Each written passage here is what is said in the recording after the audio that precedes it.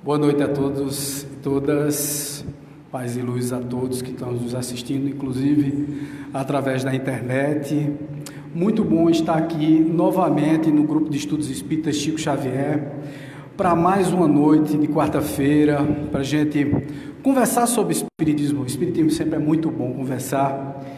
E hoje nós temos um tema bem palpitante, como todos os temas são palpitantes, mas esse é especialmente palpitante porque é um tema sobre nós mesmos, né?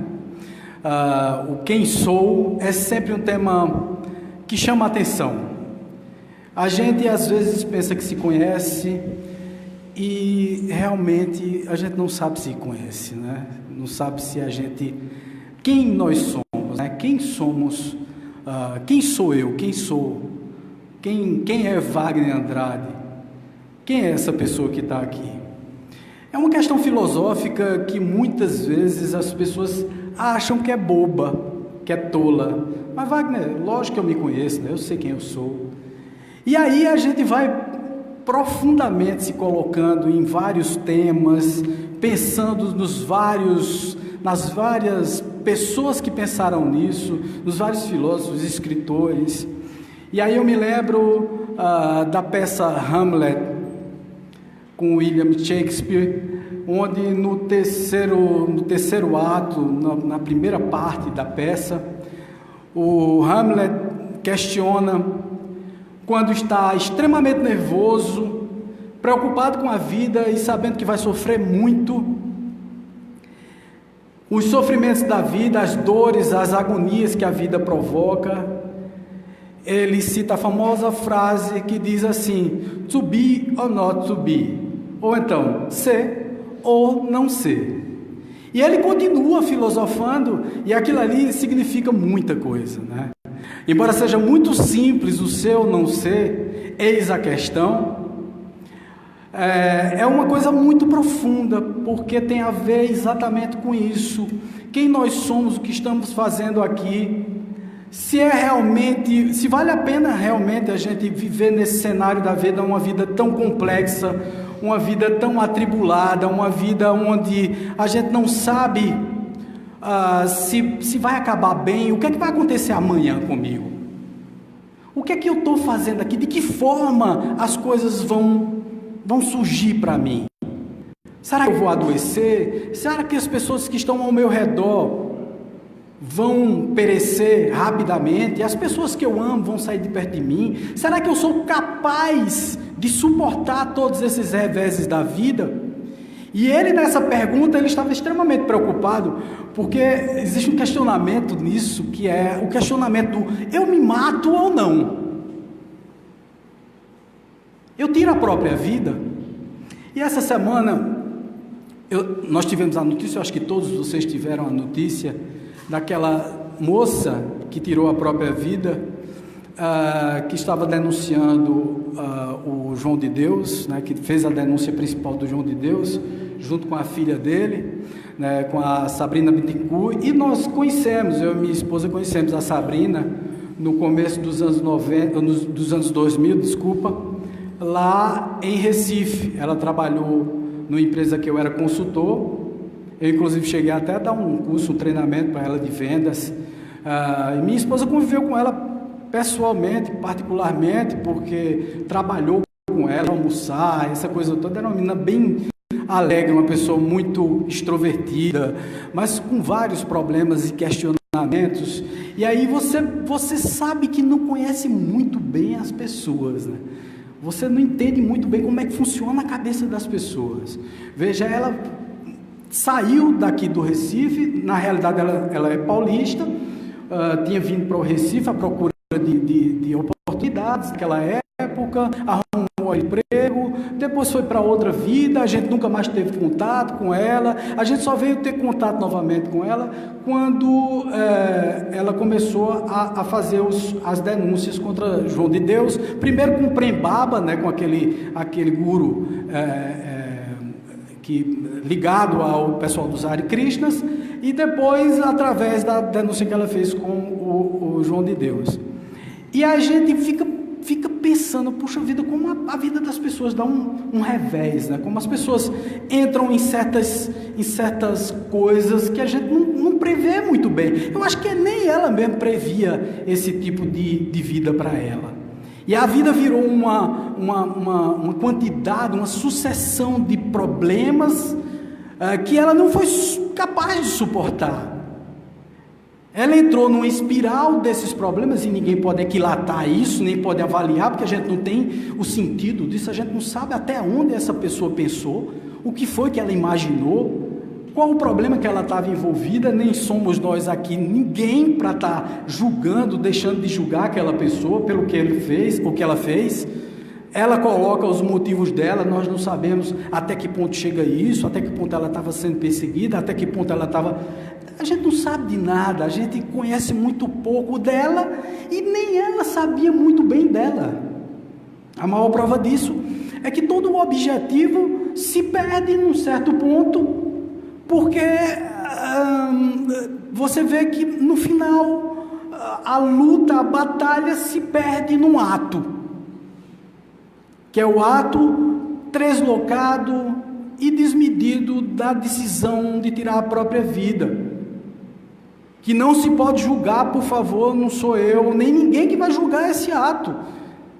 Que muitas vezes as religiões julgam como uma atitude extremamente covarde, que é não sei o que é não sei o que lá. E eu fico imaginando, meu Deus, o que essas pessoas pensam que está condenando? Ninguém sabe até que ponto chega uma depressão, uma agonia. Eu não pensei nisso, se eu não fosse espírita, com a depressão que eu estava passando. Naquele momento eu pensei muito nisso. Então ninguém sabe, ninguém conhece as pessoas, você não conhece a si próprio, você não sabe o que é que está se passando com aquela figura ali, o nível de pressão que ela está passando. Quer dizer, a gente se conhece muito pouco, a gente não sabe muito bem aonde está pisando, em que terreno nós estamos apalpando os pés. Nós não conhecemos a nós mesmos e ainda somos tão arrogantes que desejamos conhecer outras pessoas e julgamos até as outras pessoas. Dizemos até assim: ah, não, fulano de tal eu conheço muito bem. Você não conhece nem a você, vai conhecer outro? Você não conhece nem a si próprio, você não sabe nem quem você é, nem do que você é capaz de fazer, porque você pode ver, você entra no trânsito, se alguém começa a buzinar demais do seu lado, você tem vontade logo de matar, né? Você diz assim: se eu tivesse um revólver aqui, matava. Por isso que a gente fica com medo desse negócio de desaparecer o desarmamento aqui no Brasil, porque vai desmantelo grande. Você está entendendo? Porque as pessoas são capazes de tudo. As pessoas são capazes de tudo, nós somos capazes de tudo. Nós temos falhas, base, né, defeitos que nós carregamos encarnação após encarnação. E o nosso pensamento movimenta tudo. Então, eu digo para vocês aqui, que é uma coisa que eu acho muito interessante, muitas vezes a gente se pensa e se acha matéria. A gente tem a ideia de que nós somos matérias, né? Nós temos essa percepção: olha, eu sou um corpo, eu sou um corpo que tem um espírito. É o contrário, gente. Você é um espírito que tem um corpo. E o teu corpo nem é matéria, porque pela teoria das cordas você não é matéria. Semana passada eu falei para vocês aqui: se você pegar um microscópio, olhar a tua mão, se você olhar aqui é uma mão. Se você aproximar mais com o microscópio, você vê células. Se você olhar ainda mais profundamente, você vê o átomo. Se você for além do átomo, você vê prótons, nêutrons, elétrons. Mais próximos os quarks. Mais próximo ainda, você começa a perder o foco. E aí você vai ver exatamente o que ele chamou de cordas, porque são ondas vibracionais que não são matéria. E o que é que tu quer dizer que a gente não é nada? Vibração só, energia só. O que significa dizer que nós temos o controle de um corpo que não é um corpo. Nós somos um aglomerado energético. Vamos ver aqui. Isso é interessante, muito interessante. Eu gosto de contar essa história, porque é uma história muito curiosa, que foi um coleguinha maluco meu do passado, né, que chegou para mim e disse: meu irmão, velho, eu vejo você falando, velho, no Facebook, me dá uma piração, doido. Eu digo: por que, bicho, tu tá dizendo isso? Ele disse: meu irmão, não vou dizer o nome dele verdadeiro, eu vou apelidar ele de Guguinha, tá? Então Guguinha chegou para mim e disse: meu irmão, véio, é muita doideira tu, agora tu tá falando dessa fisioquante. Eu digo: como é, nego? Esse fisioquante? Eu digo: não, meu filho, é física quântica. Esse meu velho, meu irmão, velho, se eu soubesse dessa droga que tu tá usando, eu usava também. Eu digo: é a droga da paz, da tranquilidade, da não droga. Esse bicho me explica direito isso, bicho, porque até eu estou entendendo. Eu digo: porque é fácil de entender, a gente é energia, bicho. E se é energia, nós somos energia. E tudo que a gente pensa, a gente plasma. Até a sensação boa, sem precisar de nada. E Guguinha disse: meu irmão, nem do meu fuminho. Eu digo: nem do fuminho, porque ele gosta do fuminho dele, né? Então ele disse assim: nem do meu fuminho. Nem do fuminho, você não precisa de nada disso, nem bebida, nem fuminho, nada disso, porque você é energia. Então, se você quer se sentir energizado, feliz, alegre, contente, você não precisa de fatores externos para te deixar bem, para te deixar energizado. São essas coisas que transformam a tua vida numa vida mais simples, mais comum e muito mais excitante. É a partir do momento em que eu me percebo espírito e não um corpo, que eu noto que ao tirar a vida, eu não tiro a vida, eu vou para a vida. E que se eu tiver uma mente desajustada, ela desajusta mais ainda, porque eu estou com a minha vida desordenada, de um pensamento desordenado, da energia desordenada que eu causei numa morte prematura, que eu mesmo construí. Então não adianta absolutamente nada se matar. O processo dessa moça, veja, ela criou toda uma situação baseado num trauma que ela viveu no passado. Está lá, eu não estou aqui fofocando. Eu vi a história da moça, ela foi abusada quando era criança por um líder mórmon, que a família dela era toda mórmon, e ela foi abusada. O que foi que ela fez? Ela simplesmente anulou, apagou tudo que tinha de religião na vida dela, e começou a acreditar que tudo, dentro de qualquer religião, de qualquer filosofia, qualquer pessoa, era fraude. Então para ela tudo era fraude. Ela não sabia separar o joio do trigo, e também não tinha fé nenhuma. Minha gente, veja, uma pessoa que luta, veja, essa semana eu publiquei isso no Facebook, eu disse assim: olha, veja só, não se pode combater o ódio com mais ódio, você tem que combater o ódio com amor. Se você coloca mais ódio, você está vibrando no mesmo padrão, está aumentando o ódio. Então, na realidade, essa energia gerada causa um problema muito sério de frequência, porque se nosso corpo é onde está vibrando, significa dizer que pessoas que têm um pensamento totalmente cético, que até hoje eu não entendo, gente, até hoje eu não entendo quem é materialista. Sério, eu fico preocupado. Eu digo: meu Deus, o materialismo está ficando cada dia mais difícil de se comprovar. Porque a pessoa diz assim: mas olha, o espiritismo não é comprovado cientificamente, porque a gente não comprova a sobrevivência da alma. Eu digo: me diga uma coisa, você sente saudade? Aí a pessoa diz: sinto. Eu digo: prove cientificamente? Ele diz: não prova. Eu digo: você sente amor? Eu digo: sinto. Eu digo: pô, prove cientificamente? Ele diz: não prova. Eu digo: ué?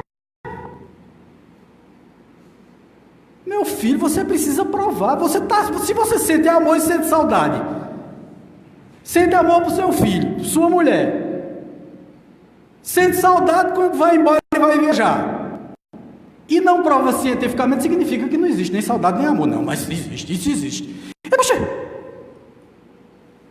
eu.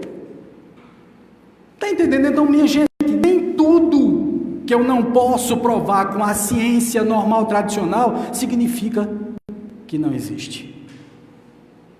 Existe sim, está lá. Existe sim. Nós somos um espírito que tem um corpo perecível. E aí é um tal grande lance. Nós passamos por diversos problemas na vida porque nós procuramos passar por eles. Nós repetimos erros após erros durante todas as existências que já tivemos. Nos acostumamos com esses erros cometidos e continuamos cometendo todos os erros agora no presente. E achamos que isso não tem consequência. Outro dia eu vi um exemplo de uma pessoa que passou por uma situação extremamente difícil de alcoolismo, mas muito difícil. Teve um problema muito sério de saúde, ficou internado durante meses, entre a vida e a morte. Procurou a casa espírita, recebeu os passes magnéticos, estava com um caso fora do casamento, aí o caso logo se afastou, né? A esposa foi, acolheu ele em casa,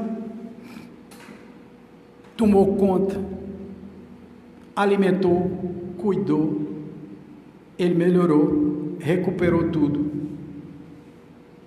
saiu da casa espírita, separou-se da esposa e abandonou tudo. Bom, eu não sei o que é que vai acontecer, mas veja, essa repetição e essa ingratidão gera o quê, gente? Sem querer julgar o rapaz, absolutamente nada eu vou julgar, mas quem eu sou? Você já se perguntou quem você é? Para você achar que pode mexer nas leis do universo assim, com tanta facilidade, e depois não sofrer nenhuma consequência dos atos que você comete? Quem você acha que é? Quem você acha que é? Quem nós achamos que somos? Já se perguntaram a que nível chega a arrogância do ser humano? A que nível chega a falta de humildade ao pensar que sabe se responder qualquer coisa? Aí eu me lembro novamente de um fantástico cientista, ele que nos deu a teoria da relatividade, Albert Einstein. Na cidade de Princeton, ele ia para o Instituto de Ciência para poder dar aulas. E no caminho ele encontrava um garotinho de 5 anos de idade. O menininho encontrava com ele e assim por 200 metros, o garotinho acompanhava ele de chinelo, né, que Albert Einstein era extremamente pouco vaidoso, né, aquele cabelo desgrenhado dele, assanhado, de chinelo, e o menino pegava na mão dele e ele ia com o menino, né, ia acompanhar, a mãe ficava olhando de longe, o menino ia e depois voltava. E vinha encontrar a mãe. A mãe deixava o menino ir com Albert Einstein. E ele ficava na faculdade, né, no Instituto de Ciência, e o menino voltava correndo. Quando foi um dia, Albert Einstein passou, o menino pegou na mão dele, e quando chegou próximo ao portão, a mãe observou que Einstein morreu de rir com a criança. A mãe, curiosa, quando o menino chegou, disse: o que foi que você disse ao professor? E o menino nada de responder, né? A mãe, curiosa demais, quando o professor Albert Einstein passou no outro dia e tal, a mãe chegou e disse: professor, olha, eu vi o senhor rindo muito com o meu filho, o que foi que ele lhe disse? Olha, eu eduquei muito bem, meu filho. Ele educou. E se o que era que ele estava ali perguntando? Aí disse: não, ele perguntou uma coisa muito singela, muito simples. Mas o que foi que ele lhe perguntou? Porque o meu filho é muito educado. Disse: não, ele perguntou a mim se eu já tinha feito o número 2 hoje. Como é, professor? Disse: não, ele perguntou se eu tinha feito o número 2. Como todos sabem, o número 2 é aquele menos provável, né, que você faça, onde você entra no banheiro e você fica muito envergonhado se uma moça entrar depois. Pois é aquele. A mulher ficou morta, disse: meu Deus, eu não eduquei o meu filho para isso. Eu não eduquei o meu filho para fazer uma pergunta tão indelicada como essa. Meu filho, olha, a partir de amanhã você não vem mais como professor. O professor Albert Einstein disse assim: senhora, não faça uma coisa dessa. Deixe o menino vir. Eu adorei a pergunta dele e me diverti muito, porque nos últimos 20 anos foi a única pergunta que eu consegui realmente responder. Quer dizer, ele sabia. A conclusão disso, gente, é que a gente sabe muito pouco da gente. E fica a gente tentando ser arrogante ao ponto, ser pouco humilde ao ponto de achar que sabe das coisas. Então, um cara como Albert Einstein, que teorizou sobre a relatividade, disse uma coisa como essa. Imagina a gente, se a gente sabe responder, às vezes a gente se arvora em dizer que sabe tantas coisas, que sabe responder cada mistério do universo, né? E não sabe. Mas vamos ver aí, a teoria das cordas proporciona uma mudança profunda e renovadora da nossa maneira de sondar teoricamente as propriedades microscópicas do universo. Mudança essa que, como aos poucos foi se vendo, altera a relatividade geral de Einstein, de maneira tal que a torna integralmente compatível com as leis da mecânica quântica. Permite que um esquema harmônico único incorpore ambas as teorias, relatividade geral e mecânica quântica, se tornando a teoria de tudo, o que significa que tudo vem da energia.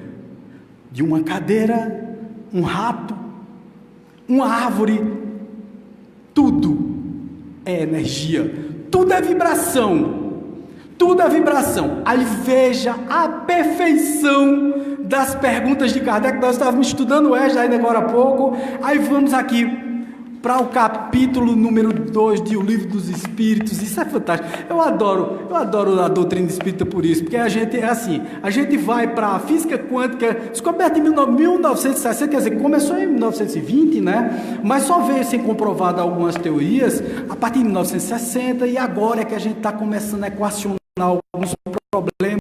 Quer dizer, os cientistas estão começando a equacionar alguns problemas e mostrar que realmente existe tudo o que se estava pensando. O que Einstein deixou incompleto, com muita vontade de solucionar e não conseguiu, agora está sendo começando, se iniciando um processo de entendimento da física quântica.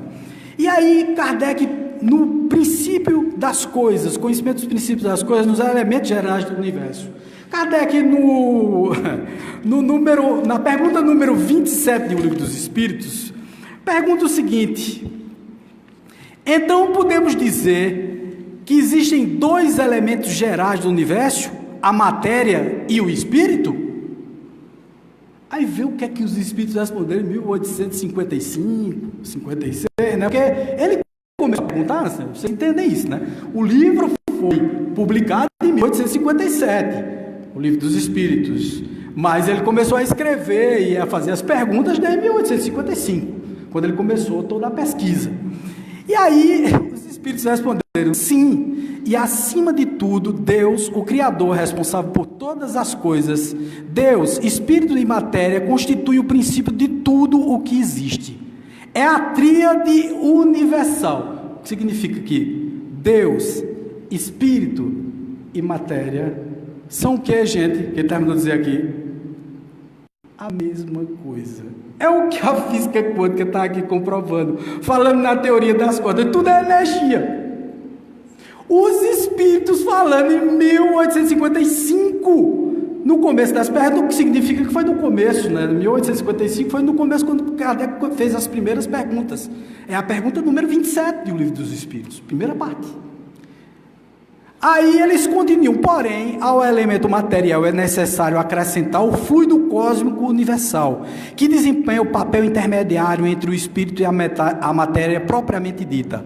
A matéria é demasiado densa para que o espírito possa exercer a sua ação sobre ela. Aí muita gente diz assim, não, mas olha, existe milagre, Wagner. Não existe milagre, porque Deus não derrogaria as leis do universo. Mas Jesus transformou a água em vinho, Wagner. Isso não é milagre? Não. Ele manipulou com os conhecimentos que tinha o magnetismo e a matéria vibracional daquele componente químico que era H2O. Retirou alguns hidrocarbonetos e transformou em vinho. Quer dizer, ele conhecia os elementos naturais e vibracionais que existiam ali. Então, como um espírito extremamente evoluído e sabedor da capacidade espiritual, potencial mental que ele tinha, ele conseguia fazer tudo isso. Perceberam? Não é milagre, é simplesmente porque nós podemos fazer tudo. Quando Jesus disse, vós sois deuses, é porque nós temos todas essas capacidades. Quando ele disse, vós podeis fazer o que eu faço, e muito mais, é o que significa isso. É que nós temos toda essa capacidade, inclusive de transformar água em vinho. Lá na Índia, tinha um cara chamado Sai Baba. Quem já ouviu falar? Sai Baba não eram poderes, não era um mediúnico que ele fazia. Aquilo era anímico. Então, ele tinha poderes psíquicos capazes de materializar coisas. Ele tirava de um canto. Aí você diz, então ele materializava coisas que não existiam? Não. Ele materializava coisas que existiam já. Ele tirava de um canto e botava no outro. Mas Wagner, isso é possível? Plenamente possível. Só que nós não descobrimos ainda como fazer. Porque nós não nos aprofundamos. Nós estamos o tempo todinho vibrando. Quem nós somos? Nós somos esse ser extremamente potente que não conhece nem nada do que nós temos capacidade. Até onde podemos chegar? Porque nós estamos todos os dias, todas as horas, todos os instantes pensando só em bobagem. É no carro que eu quero comprar, é na casa que eu quero comprar, é no vestido que eu quero comprar, é no dinheiro que eu quero ganhar, é na cana que eu vou tomar. É assim que a gente pensa. Veja que nível básico. É um nível muito básico, gente. Então como é que entra a transformação? Veja, para um cachaceiro seria até muito útil transformar água em vinho, né? Mas chegando no nível de pensamento desse, você não quer mais saber de álcool. Então utilidade nenhuma teria o vinho. Perceba, um espírito que chega a um último grau de evolução, porque existe a escala de espíritos e evolução, ele não tem mais, para ele não tem mais importância esses assuntos bobinhos que a gente dá muita importância, esses assuntos tolos, fugazes, elementares. A gente dá importância a cada bobagem. A gente sai daqui comentando coisas que, sinceramente, é assim, rapaz, eu achei tão interessante aquela palestra. Aí entra no carro, menino, sai daí, não sei o que, chama um palavrão, não sei o que, quer dizer, entrasse, escutasse essas coisas aqui, achasse bacana, mas chegar ali fora, a energia jogasse no lixo. Quer dizer, a sintonia com esse eu, e essa mentalidade profunda, tu deixa de ter a partir do momento em que tu começa a se concentrar em coisas que não tem nada a ver. Então o teu eu profundo se perde, deixa de existir. E você não tem essas potencialidades. Essa vibração, essa corda, porque não é corda, tá, gente? Quando ele diz teoria da corda, é porque é o seguinte: quando eles observam esse espaço que é o 0, é assim, quando eles chegam no profundo, que não encontram mais matéria nenhuma, eles encontram apenas um espaço e uma vibração. Eles observam uma vibração que se parece uma onda, que eles convencionaram chamar de corda, porque parece uma cordinha, entendeu? É uma ondinha que aparece. Essa é a onda vibracional do teu pensamento, e você leva ela para onde você quiser. É o pensamento que plasma tudo que você faz aqui, transforma a água em vinho, a tua vida numa vida boa para uma vida ruim, ou de uma vida ruim para uma vida boa. Eu faço as terapias lá no Centro de Expansão Consciencial, e geralmente eu coloco âncoras nas pessoas. Quando as pessoas saem de lá, eu digo: vou colocar uma âncora em você. Ela em estado de transe, eu coloco uma âncora nela. Se ela está muito agoniada, eu digo: você vai pensar em paz. Aí, pum, toco no ombro dela e diz: pronto, no seu ombro direito, você vai tocar no ombro direito, toda vez que você tocar aqui, você vai pensar em paz e você vai ficar bem. Está acordado? Tá. Vamos assinar um acordo? Vamos. Assina o acordo? Assinei o acordo. Está acordado? Tá. Toca no ombro, paz. Toca no ombro, paz. Toca no ombro, paz. Ela vai embora para casa. Quando ela está bem angustiada, ela toca no ombro, paz, melhora. Aí ela entra em contato comigo no WhatsApp e diz assim: Wagner, que macumba foi essa que você fez comigo? Que eu estou angustiada, quando toco no ombro, digo paz, melhora tudo. Seu pensamento, é você mesmo que está fazendo isso, não sou eu não. Não fiz nada, foi você que fez com você. Você podia ter feito sozinha, ou sozinho, mas você precisou de alguém que lhe colocasse o poder nas mãos, que lhe empoderasse. É o que os administradores chamam de empowerment, né? Quer dizer, colocou o poder na mão do outro. Você toma aí o poder. Aí você diz assim: eu tenho esse poder? Tem, o poder é teu. Era o que Jesus fazia. Jesus fazia isso. Eu não sou Jesus não, tá? Não é isso não que eu estou dizendo. Eu só estou dizendo que todo mundo é capaz de fazer tudo. Nós somos capazes disso. Um outro dia eu pensando no que tinha acontecido comigo. No começo eu ficava extremamente impressionado. Eu digo: meu Deus, como foi que eu consegui superar tudo aquilo, meu Deus? Alcoolismo, depressão, e consegui mudar tudinho e está falando em casa espírita. Como foi que eu consegui fazer isso tudinho? Eu ficava extremamente preocupado, dona Beth. Eu dizia: meu Deus, como foi isso, Jesus? Aí eu descobri, eu coloquei o poder em mim mesmo.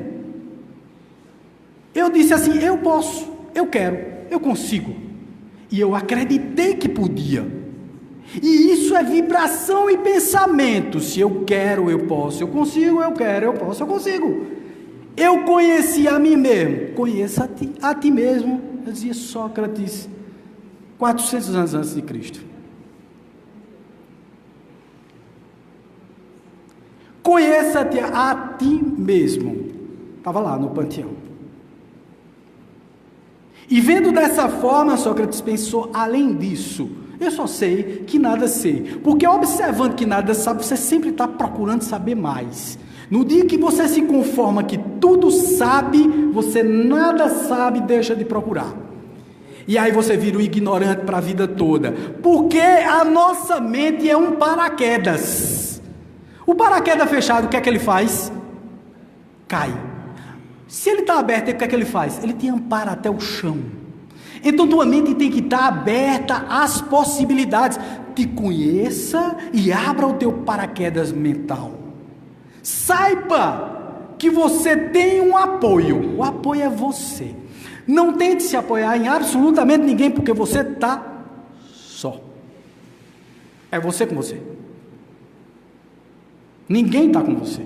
Mas Wagner, eu tenho meu pai, eu tenho minha mãe, eu tenho meu irmão, minha mãe, então está certo. Graças a Deus. É ótimo a convivência, fantástico, mas jamais coloque seus ovos numa cesta só.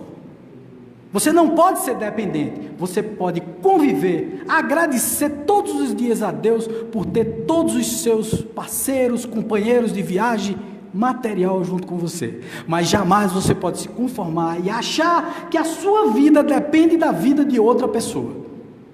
Se fulano de tal morrer, eu morro junto. Meu Deus, faça isso não, morra não. Porque se brincar, ele não morre por você. Com certeza ele não vai morrer por você. Se você morrer, ele não morre não, viu? Mas tem gente que pensa assim, nesse nível. Está você com você, criatura. Ninguém está com você. E se você não se conscientizar disso imediatamente, quem sou? Eu sou um cidadão único, indivisível, e eu preciso me empoderar, ter poder sobre mim, sobre a minha individualidade. Eu sou quem sou, colaborando, principalmente perdoando a mim e aos outros. Perdoe-se a si. A maioria do tempo a gente fica sempre pensando nas coisas que a gente viveu no passado. Passado pode ser mudado. Quem já conseguiu mudar o passado aqui, por favor, me diga. Levante a mão e quem conseguiu mudar o passado? Ninguém consegue mudar o passado, porque o passado passou. Então se perdoe. Corra para outra. Se alguém não te perdoou, problema do outro. Perdoe-se a si. E faça as coisas certas de agora por diante. Peça perdão. Sinceramente peça perdão e comece a perdoar. Porque isso é recíproco. Isso faz bem. Isso alimenta sua alma. Isso te deixa saudável, te deixa vivo, te deixa vibrante. Tua vida começa a ser outra quando você começa a se perdoar. Por isso que Guguinha me disse: meu irmão, teus papos são muito doidos, velho. Porque isso é um papo doido para muitos por aí. Porque eles sempre acham que a vida do outro é mais importante do que a dele. Não é. A sua vida em primeiro lugar.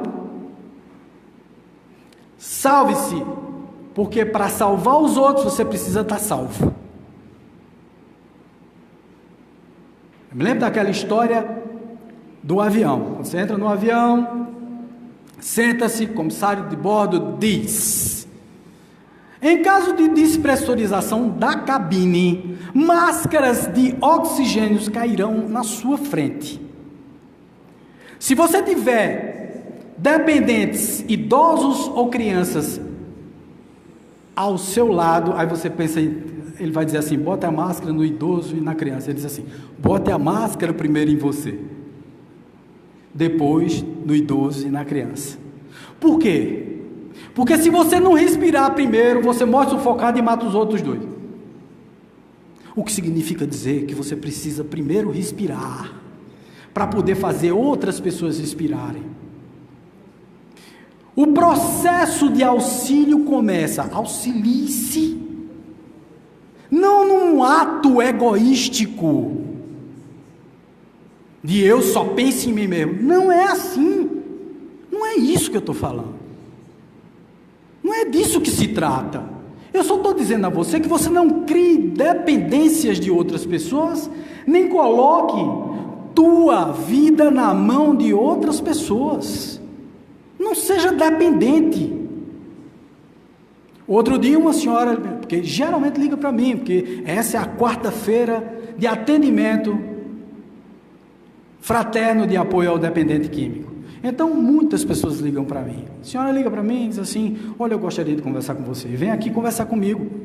E ela chegou para mim e disse: olha, eu estou muito preocupada com o meu menino, ele está bebendo demais, e eu desconfio até que está fumando uma maconhinha. Eu digo: é nada? Disse: é, tá. Eu digo: bom, vamos lá. O que mais? E aí eu estou depressivo, ele precisa parar com isso e tal. E começou a descolar lá, e falou um monte de coisa. Balançando a cabeça, eu digo: me diga uma coisa só. Ele quer parar de beber? Quer não, seu Wagner?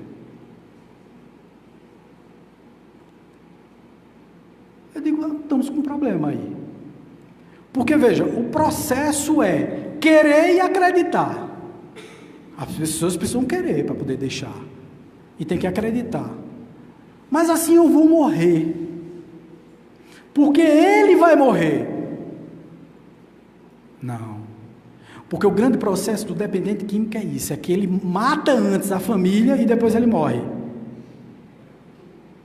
Esse é o grande problema do dependente químico. Ele primeiro mata o povo. Aí depois ele morre.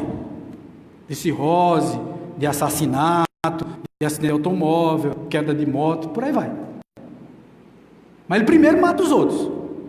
De preocupação, de estresse, do coração. A pessoa adoece com ele. Eu disse, senhora, veja, quantos anos tem esse garoto seu?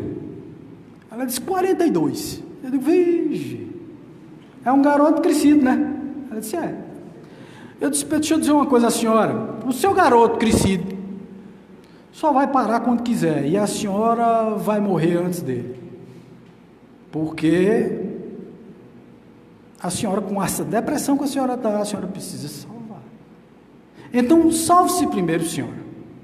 Porque ele vendo que a senhora está salvando, ele vai ficar preocupado. Eita, manhã deixou de me dar uma bajulada. Manhã deixou de estar caducando comigo. Porque ele já não é mais de manhã, né? Vamos combinar, 40 e poucos anos de idade, já não faz parte mais de manhã. Já devia estar tomando conta da própria vida. Está dentro de casa? Como está dentro de casa? Eu digo, vixe. Quer dizer, é o temporão que está dentro de casa. Bebendo, enchendo a cara e aperreando a mãe.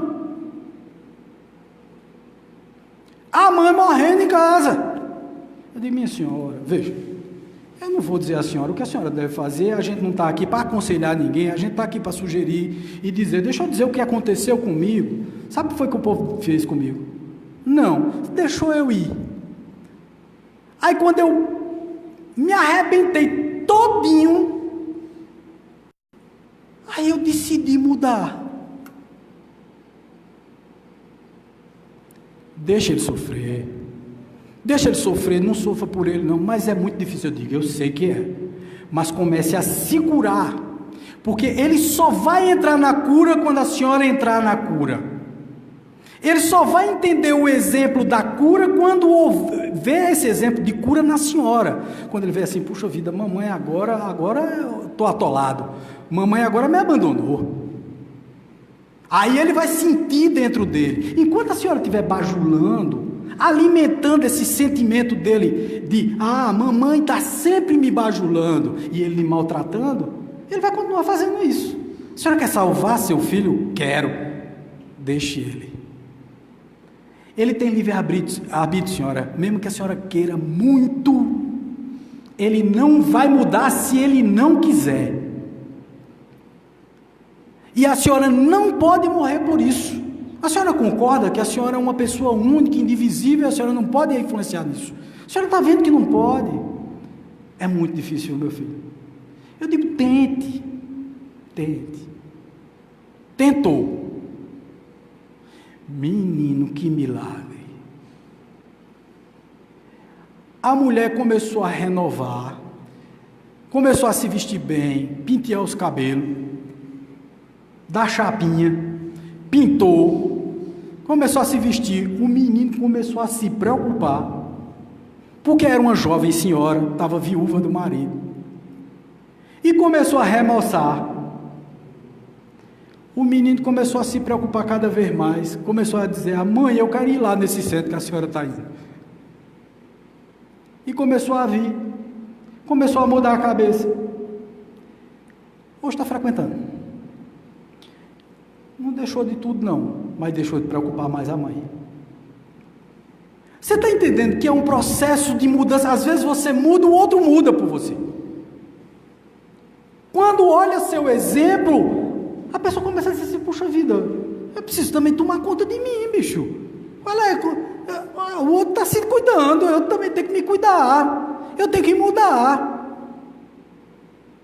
Então, conheça a si próprio, não se deixe levar pelas coisas, não se deixe influenciar pelo mal, pelo ruim, pelo péssimo, pelo duvidoso. As coisas só acontecem com você porque você atrai essas coisas para você. Ninguém está levando para você, você está levando para você. Nós somos um composto, gente. Nós temos uma mente consciente e uma mente subconsciente. O subconsciente está embaixo da linha d'água. O consciente é esse que é alimentado pelo subconsciente que nada sabe. O subconsciente só responde àquilo que você emite para ele. Se você emite coisas boas, saúde, bondade, ajustamentos. Aí eu me lembro de Santo Agostinho. Fantástico Santo Agostinho. Santo Agostinho era uma daquelas figuras, a história de Santo Agostinho é muito peculiar, né? Santo Agostinho era uma daquelas figuras que, extremamente vaidoso, estudou direito, achou que sabia de tudo, maltratava os clientes, sabe disso, né? Maltratava os clientes, mas maltratava, com a oratória dele, né, o poder dele de oratória, ele botava para quebrar. Então ele ganhava as causas sem causa. Sabe aquela coisa de você ganhar? E o mestre dele dizia que o importante era vencer, não importava se existia ética ou não no meio. Se existia realmente uma coisa verdadeira ou não. A verdade era que ele estava ganhando. Isso era o pensamento dos sofistas. O importante era a palavra, o importante era vencer, o importante era humilhar. E Santo Agostinho foi nessa, na época, Augustus. E Augusto seguiu aquele caminho até um certo ponto em que ele quebrou a cara. Mas antes disso, ele entrou em outra seita, onde ele tinha que abandonar a família. E ele casou-se, amigou-se com uma escrava. Deixou a escrava, deixou o filho. Quando ele perdeu o filho, a escrava, todo mundo morreu. E ele levou um monte de lição. Aí ele disse, meu Deus, está tudo no meu pensamento. Eu tenho que mudar. Foi quando ele entrou para ser o que ele se transformou. E ele morreu num ato de abnegação assim fantástica. A cidade onde ele estava extremamente sitiada. Os bárbaros querendo invadir. Ele foi lá, conversou com os bárbaros, disse, nós vamos nos entregar, vocês tratam a gente bem. E ele estava para ser queimado na fogueira. E ele mostrou ao cara, disse, não seja um líder falso, seja um líder de bem. Você quer que as pessoas lhe temam ou lhe tenham respeito? E aí o líder, que era muçulmano, naquela época das cruzadas, o líder disse, não, eu quero ser um líder respeitado. Ele disse, pois, deixe que a nossa cidade fique livre, vocês vêm conviver com a gente. E o líder muçulmano topou a parada. Mas só que o líder católico que estava lá, que era amigo de Santo Agostinho, que tinha colocado ele, disse que não entregava a cidade. E aí ele mandou todos os livros do Vaticano embora.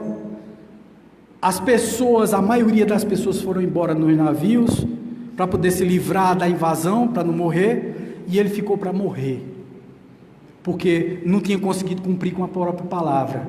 Então, quer dizer, foi um cara desse, e aí ele sendo perguntado lá por Kardec, no Livro dos Espíritos, Kardec pergunta como deveria ser um homem de bem, ou o que deveria fazer um homem de bem, para alcançar a plenitude, ou fazer as coisas certas no dia a dia. Santo Agostinho disse que era muito, muito simples de ser feito.